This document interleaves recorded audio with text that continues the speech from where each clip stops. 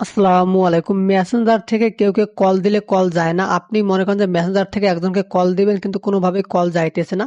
আপনার যেরকম সমস্যা হয়ে থাকে আমার এই ভিডিওটা শেষ পর্যন্ত দেখুন, তাহলে আপনি খুব সহজে মেসেঞ্জার থেকে সবাইকে কল দিতে পারবেন প্রয়োজনের সময়।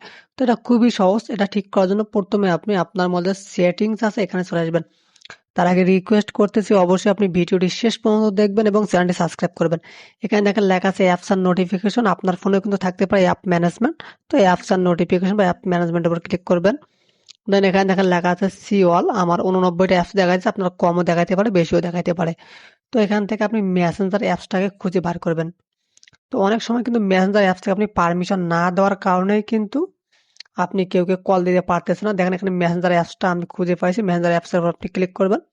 ক্লিক করার পর দেখেন লেখা আছে পারমিশন, এখানে ক্লিক করবেন।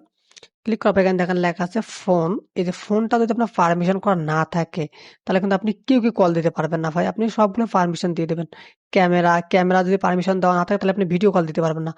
দেখেন এভাবে যে ক্যামেরা দেখেন পারমিশন নেই, এখন আমি ভিডিও কল দিতে পারবো না। তো আপনি এভাবে ক্যামেরারও পারমিশন দিয়ে দেবেন, সব পারমিশন দিবেন।